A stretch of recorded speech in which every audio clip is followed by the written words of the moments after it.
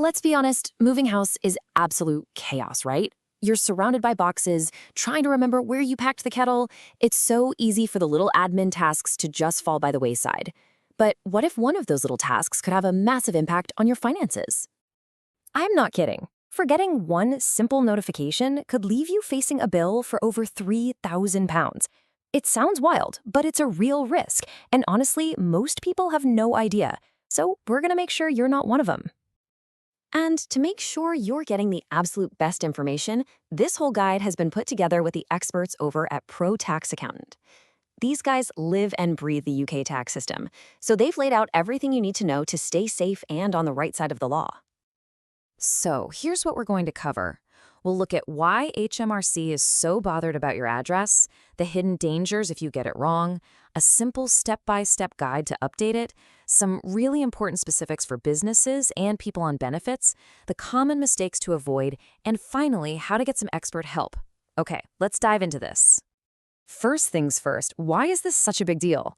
Well, telling HMRC you've moved house isn't just about getting your letters sent to the right place. It's actually a fundamental part of your legal responsibilities as a taxpayer here in the UK. And that's the key phrase right there, legal requirement. This is not a polite request. HMRC needs your correct address to send you absolutely vital documents, things like your tax code notice for the 2025-26 tax year, any tax refund checks you might be owed, or even penalty warnings. Without the right address, you're essentially in the dark, and you could easily miss deadlines, underpay tax, or miss out on money that is rightfully yours. The responsibility to tell them, it's all on you. And that leads us straight into the really serious stuff.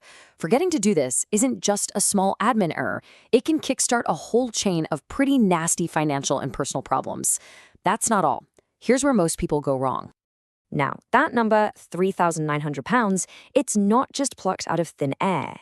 It comes from a real-life tribunal case. A gentleman named Mr. Wincott was hit with penalties for that exact amount because he filed his tax returns late. His argument? All the notices to file was sent to his old address. He just assumed that because his employer had his new details, HMRC must know too. Now, he did eventually win his appeal, but only after a long, incredibly stressful, and totally avoidable legal fight. And the danger isn't just about official fines. Check this out. It's from a real post on Reddit. Someone started getting letters from HMRC for a total stranger who is apparently running a puppy selling business from their address. I mean, can you imagine? It just goes to show you the massive risk of fraud. Your personal, sensitive financial documents with your national insurance number on them could end up in the wrong hands, and that's a direct route to identity theft. That is a nightmare that can take years to untangle. So, just to wrap up this section, doing nothing has some pretty severe consequences. We're talking about escalating financial penalties, completely missing out on tax refunds you might be owed, a much higher risk of identity fraud, and it can even mess up your credit score if an unpaid tax bill leads to court action. And for families, it could mean serious delays in getting things like child benefit. It's just a massive headache you really don't need in your life. Okay, deep breath, that was the scary bit. The really good news is that updating your address is actually pretty easy once you know what to do. Now let's look at the next step, the practical part of how to get this sorted. You've basically got three main ways to do this: online, over the phone, or by sending a letter. Honestly, online is by far the best option. It's the fastest, your details are usually updated within 48 hours, and you can do it anytime. Calling them is instant if you can get through the queue. And post, well, it works, but it's the slowest by a long shot. We're talking it could take weeks to get processed. The online process is what HMRC themselves recommend. You just need to log into your personal tax account with your government gateway ID. If you haven't got one, it's pretty simple to set up, but you'll need your national insurance number and something like a recent payslip or your passport handy. Once you're in, it's just a few clicks. But the most important bit, step 5. Always, always save that submission receipt as proof that you've done it. Now, if you do want to talk to an actual person, here's a brilliant pro tip for you. The HMRC helplines are famous for their long waiting times. To save yourself the headache, try calling in these quieter windows, either early morning between 8:30 and 10:30 or mid-afternoon between 2 and 4, and try to do it Tuesday to Thursday. And make sure you have your national insurance number ready to go before you even dial. Right, this next point is a big one, and it catches so many people out. You'd think that telling HMRC once would be enough to cover everything, wouldn't you? Yeah. Unfortunately, it doesn't work like that. Their systems just aren't all connected up. Stay with me. The next point might surprise you. For anyone running a business, this is absolutely crucial. So let's say you're a sole trader, maybe a freelance graphic designer in London. You have to update your self-assessment record. Simple enough. But if you also employ someone or you're registered for VAT, you have to update those records separately. And for a director of a limited company, the list gets even longer. You have to update your personal self-assessment, the company's PAYE, its VAT, and its corporation tax account. And on top of all that, you have to tell Companies House, which is a completely separate organization. And it's not just about business.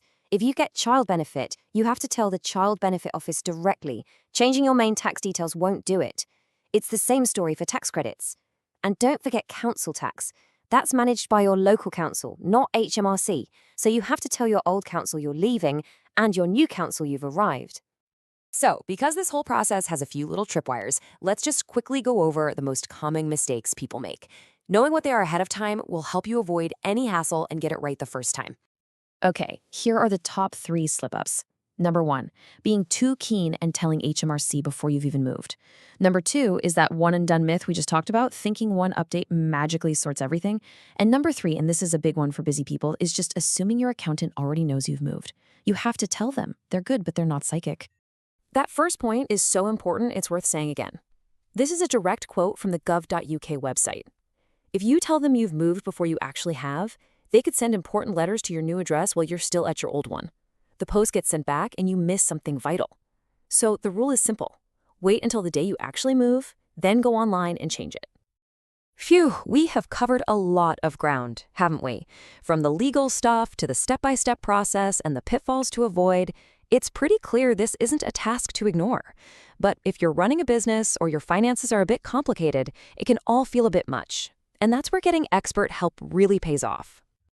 So if you remember just one thing from all of this, let it be this. It is your responsibility to keep HMRC updated.